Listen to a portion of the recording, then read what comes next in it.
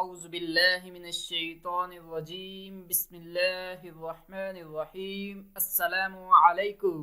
دوپہر کا وقت تھا، گرمی انتہا پر تھی۔ خلیفہ معاویہ فیان دمشق میں اپنے محل میں بیٹھے ہوئے تھے۔ محل کے دریچے سے سامنے کا منظر صاف دکھائی دے رہا تھا، دور دور تک کھلا میدان تھا۔ اچانک خلیفہ کی نظر ایک شخص پر پڑی جو افتان و حیزان ننگے پاؤں قیامت کی اس گرمی میں محل کی طرف بڑھ رہا تھا۔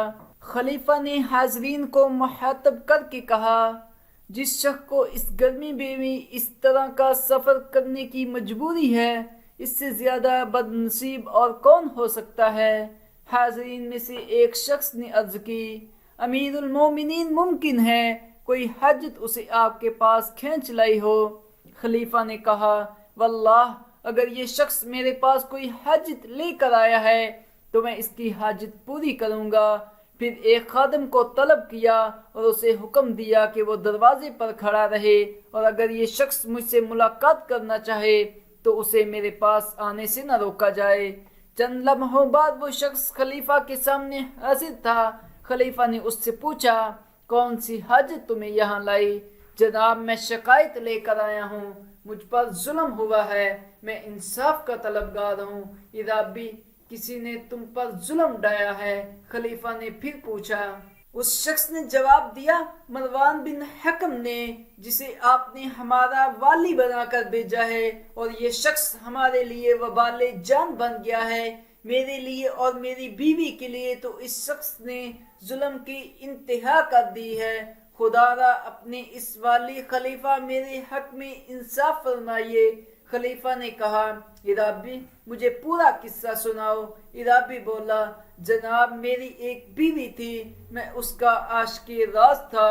ہمارے پاس اونٹوں کا ایک قافلہ تھا جس سے ہم بآسانی گزارا اور گزر بسر کر لیتے تھے۔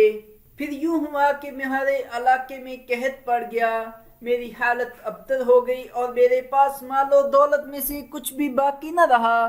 میری بیوی سعاد کے باپ کو جب میری اس حالت کی خبر ہوئی تو وہ زبردستی میری بیوی کو میرے گھر سے لے گیا۔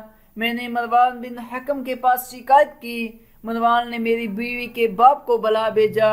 اس نے مروان کے سامنے غلط بیانی سے کام لیا اور کہا، میری بیٹی سعاد اس مفلوک الحال شخص کے پاس رہنے کے لیے رضامند نہیں ہے۔ میں نے مروان سے سعاد کو بلا کر اس کی رضا پوچھنے کی درخواست کی۔ چنانچہ مروان نے سعاد کو طلب کیا، مگر جب سعاد حاضر ہوئی اور مروان کی نظر اس پر پڑی تو وہ مروان کو پسند آ گئی، اور بجائے انصاف کے وہ الٹا میرا دشمن بن بیٹھا۔ اس نے مجھے بلا قصور اور برا بلا کہنا شروع کر دیا اور مجھے جیل خانے میں ڈالنے کا حکم جاری کر دیا۔ پھر سعاد کے باپ سے طے کر لیا کہ وہ 1000 دینار حق مہر کے بدلے مجھ سے طلاق کے بعد سعاد کا نکاح مروان سے کر دے گا۔ مجھ سے طلاق دلوانے کا ذمہ مروان نے خود لیا۔ مروان نے مجھے طلب کیا اور سعاد کو طلاق دینے کا حکم دیا۔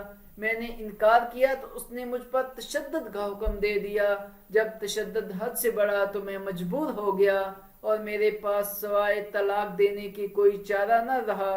چنانچہ میں نے طلاق دے دی اور عدت گزرنے کے بعد مروان نے سعاد سے شادی رچا لی، یہاں تک کہ کہنے کے بعد عرابی رونے لگا، پھر بحال ہو کر لڑکھڑایا اور بے ہوش ہو کر گر پڑا۔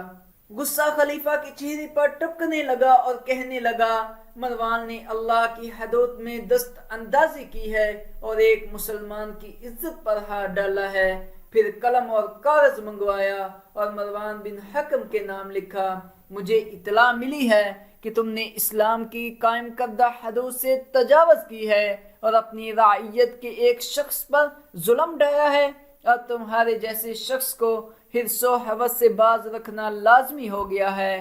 پھر تو شعر لکھے جن کا مطلب یہ تھا، میرے پاس ایک سنگین معاملے کی شکایت کی گئی ہے جس کا تمہیں علم نہیں۔ میں تمہارے جیسے گناہگار کے کام سے اللہ سے استغفار کرتا ہوں۔ تم فوراً سعاد کو طلاق دے کر نصر بن زبان کے ہمراہ میرے پاس روانہ کر دو۔ مروان کو جب یہ حکم ملا تو تعمیل حکم کے بغیر اس کے پاس کوئی چارہ نہ رہا چنانچہ اس نے فوراً سعد کو طلاق دے دی اور نصر بن زبان کی ہمراہ اسے دمشق روانہ کر دیا۔ ساتھ ہی شیروں کی زبانی ایک خط ارسال کیا جس میں لکھا تھا: اے امیر المؤمنین، میرے بارے میں جلدی نہ کیجیے، میں اپنے اس فعل پر شرمندہ اور معذرت خواہ ہوں، مگر آپ جب اسے دیکھیں گے تو آپ کو معلوم ہوگا کہ انسان کی تمام آرزوئیں ایک جسم میں مجسم ہیں۔